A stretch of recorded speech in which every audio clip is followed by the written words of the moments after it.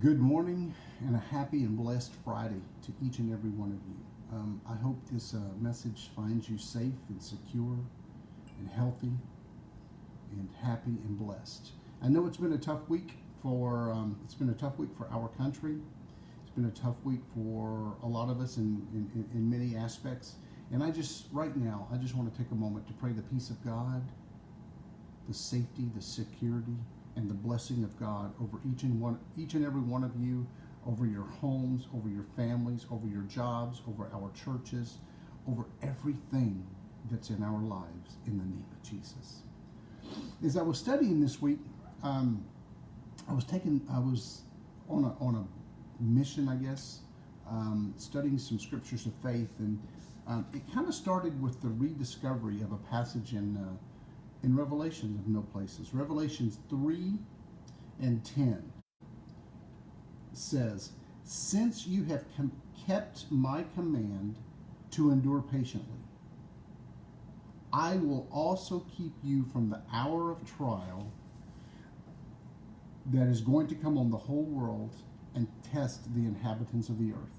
If we have ever been in a time of trial, if we have ever been in a time of testing, if we have ever been in a time of seeing the whole world being tested, to include the inhabitants of the earth, we're in that time now. All we have to do is look around us. But I like how the word here says, the promise says, "Since you have kept my command to endure patiently." And not only in this time, but for many of you, many of us, we've been enduring patiently for many years for different things in our lives. And the blessing, the reward, so to speak, for obedience is that God will keep us from the things that would harm us and bring us into the things that would bless us. And as I was studying this and I was reading this, I was brought back to one of my favorite passages in the whole Bible that comes from Genesis 28, 1 through 14. And it's a passage that all of us know well. But I like how it starts out. It says, "If you will fully obey the Lord your God and carefully follow his commands." Here we go back to the word his commands. If we will carefully follow his commands, we will be blessed. There are blessings for obedience. There are rewards for obedience. And then in Deuteronomy 28, 1 through 14, it goes on to list a whole list of blessings that cover every aspect of our lives. Blessed in our travels, blessed in our coming in and our going out, blessed in our work. Our pantries will be blessed. Our homes will be blessed. We will be protected. It goes on and on. And then there's even a promise of prosperity. Now that doesn't necessarily mean we're going to hit the lotto, and that doesn't necessarily mean we're going to have $1 million in the bank. Prosperity comes in many different forms and fashions, but it is a reward.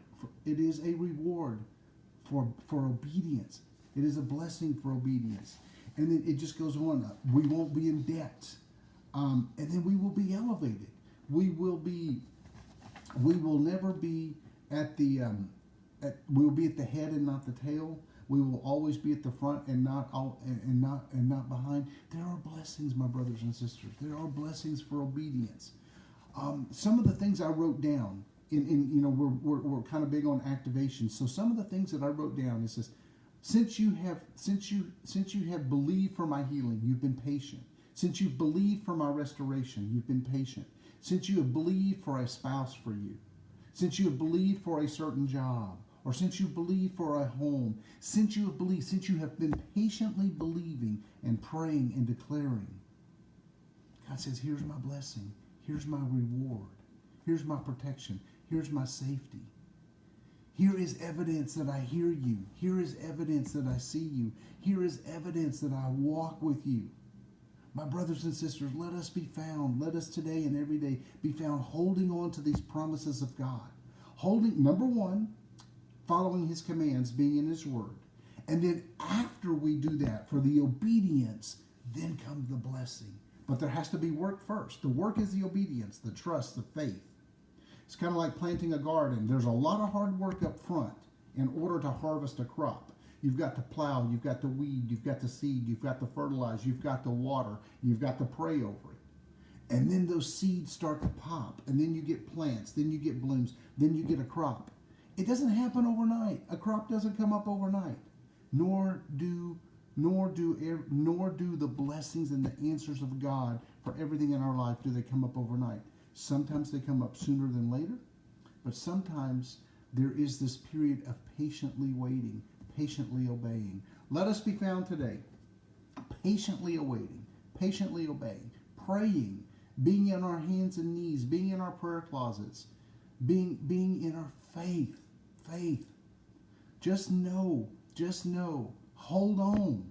Michael W. Smith sings a song called "Hold On, Help is on the Way." Hold on, blessings are on the way. Hold on, answers are on the way. Let us be found patiently enduring, patiently waiting, and we will see the reward. God bless you. Have a fantastic day. Be found. Just be found in the Word, praying, expecting, believing. Don't doubt. Don't doubt. I read another passage this morning.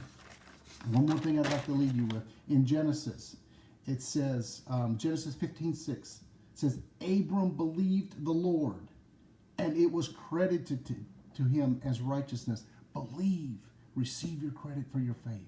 God bless you. Have a fantastic day. I love you. We here at New Covenant Dallas, we are here for you no matter what. We will stand with you. We will pray with you. We will support you. Reach out to us. Reach out to us via our Facebook page, our website, instant messenger. There are ways to get in touch with us, and we will stand with you. We will pray for you. We love you. We are with you. God bless you. Have a fantastic day, and have a great weekend. And we hope to see you in church online somewhere this weekend. Be blessed and be found in the favor of God. Be found patiently waiting, and receive your reward, receive your blessing. In God's holy name. Be blessed. Have a great day.